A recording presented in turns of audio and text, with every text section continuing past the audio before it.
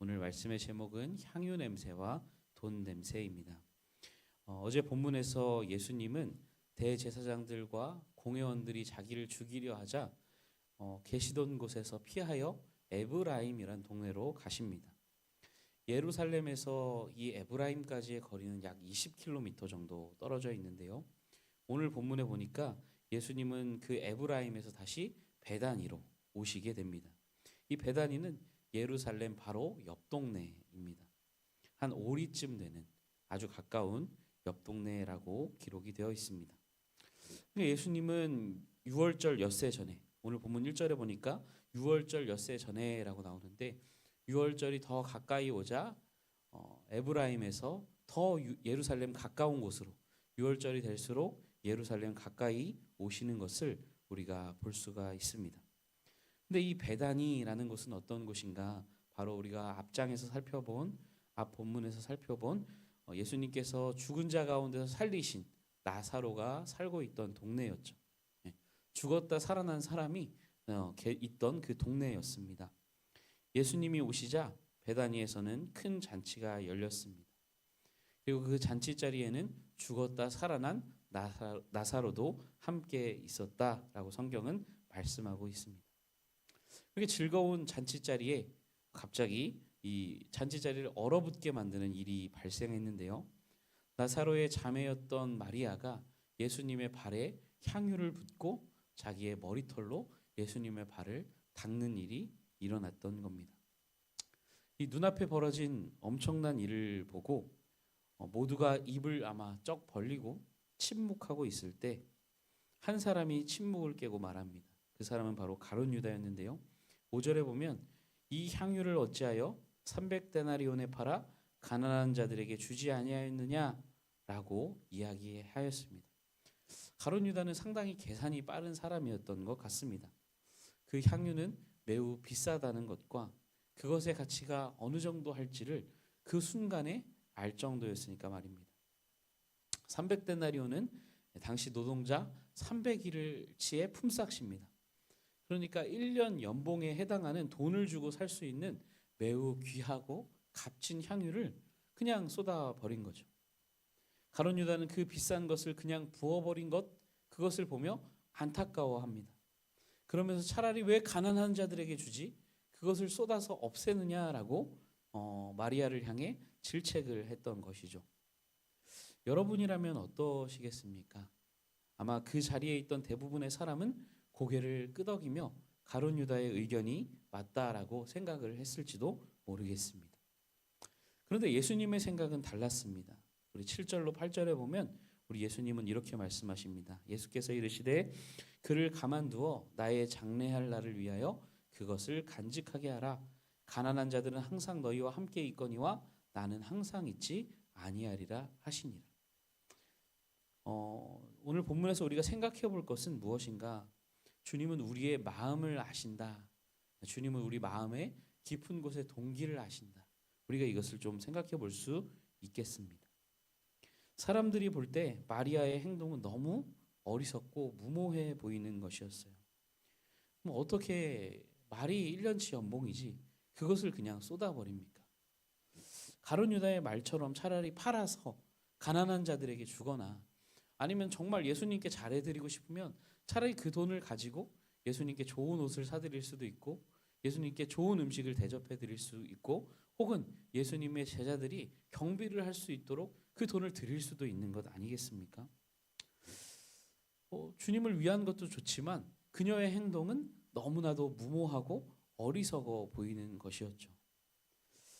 모두가 그녀를 어리석다 생각했지만 주님은 마리아의 마음을 보셨고 주님을 사랑해서 헌신한 그의 마음을 아셨습니다. 그리고 그 어리석어 보이는 헌신을 사용하십니다.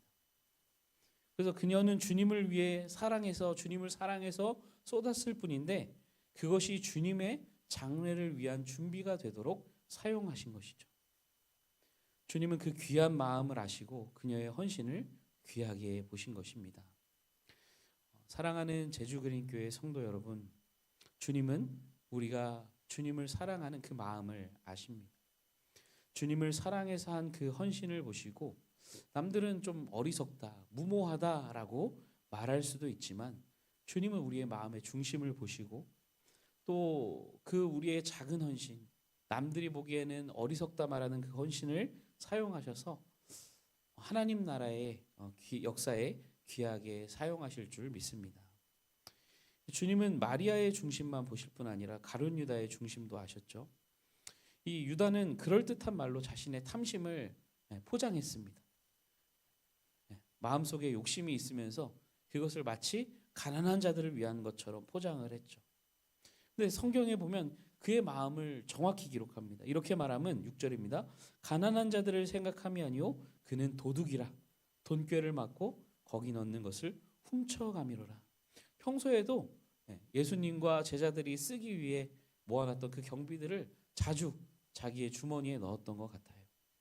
그러면서 욕심을 냈던 거죠. 저 향유를 팔아 우리에게 주었더라면 저 중에 일부를 내가 착복할 수 있을 텐데 라는 생각에 아까워했던 거예요. 그러나 포장했던 거죠. 가난한 자들에게 주지 왜 그것을 쏟아버리느냐 라고 말입니다. 오늘 본문에는 마리아의 헌신과 가룟 유다의 탐욕이 대조되고 있는 거예요.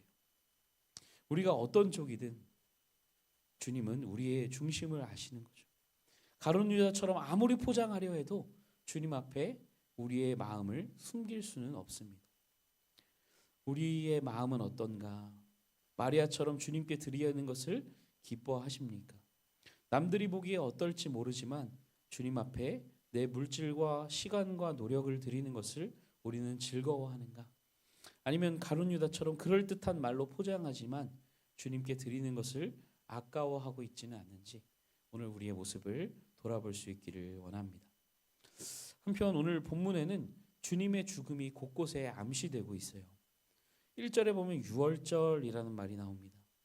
예수님은 바로 이 유월절에 유월절 어린 양으로 세상 죄를 지고 요한이 증언한 것처럼 세상 죄를 지고 이 유월절에 죽으실 것인데 이 사건의 배경이 유월절이라는 배경으로 진행되면서 예수님의 죽음이 임박했음을 암시하고 있습니다.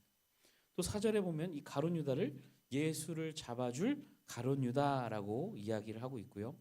또 7절에 보면 예수님이 마리아의 행위에 대해 말씀하시면서 나의 장례할 날을 위한 것이다. 또 8절에서는 나는 항상 잊지 아니하리라. 이렇게 말씀하시면서 예수님의 죽음이 계속 상황 속에서도 암시되고 있고 예수님의 직접적인 말씀 속에서도 나타나고 있는 것을 보게 됩니다. 예수님은 죽음을 향해 가고 계신 거예요. 그런데 그 자리에 죽음을 향해 가는 예수님과 대조되는 한 사람이 있는데 바로 나사로입니다. 이 나사로는 어떻게 이야기가 되냐면요. 죽은 자 가운데서 살리신 나사로라는 말이 1절과 9절에 두 번에 걸쳐 나타납니다. 죽음을 향해 가시는 예수님과 죽은 자 가운데 살아난 나사로가 대비되고 있어요. 이것은 무엇을 암시할까요? 죽음을 향해 가시는 그 예수님, 그분 때문에, 그분을 통해 나사로가 죽음에서 다시 살아날 수 있음이 우리에게 보여지고 있는 것입니다. 주님은 우리에게 생명을 주시기 위해 자기의 목숨을 버리셨어요. 사실은 예수님은 누군가의 계략 때문에 죽음에 넘겨진 것처럼 보였을 거예요. 당시 사람들의 눈에. 그 공회원들의 결의, 그들의 모의 때문에 그리고 가룟 유다의 배신 때문에 예수님은 억울하게 어쩔 수 없이 죽음에 넘겨져 억울하게 죽임을 당한 것처럼 보였을 거지만 사실은 그렇지 않아요. 오늘 본문에서도 예수님은 자신이 죽을 거라는 것을 다 알고 계셨어요. 장례할 날을 준비하는 것이다. 나는 너희와 항상 같이 있지 않을 것이다 라고 말씀하시면서 예수님은 곧 죽을 것을 알고 계셨고 유월절이 가까이 오자 하나님의 때가 가까이 오자 자신이 죽을 바로 그 장소인 예루살렘 가까운 곳으로 그 죽음을 향하여 나아가시는 예수님의 모습을 우리는 볼 수 있는 것이죠. 요한복음 10장 11절에서 주님이 말씀하셨던 것처럼 주님은 양을 위하여 나는 선한 목자라 선한 목자는 양을 위하여 목숨을 스스로 버린다고 말씀하셨던 것처럼 주님은 우리를 위하여 스스로 목숨을 내어주기 위하여 그 죽음을 향하여 걸어가고 계셨던 것을 우리가 볼 수 있습니다. 여러분 우리는 그 은혜와 사랑을 입은 존재임을 기억하시기 바랍니다. 주님이 우리를 사랑하사 우리를 위하여 자기 몸을 버리셨어요. 주님께서 그와 같은 사랑으로 우리를 사랑하셨다면 우리도 오늘 본문에 나오는 가룟 유다가 아닌 마리아처럼 우리의 중심을 담아 주님께 드릴 수 있는, 주님께 쓰임 받을 수 있는 우리 제주그린교회 모든 성도님들이 되실 수 있기를 우리 주님의 이름으로 축복합니다.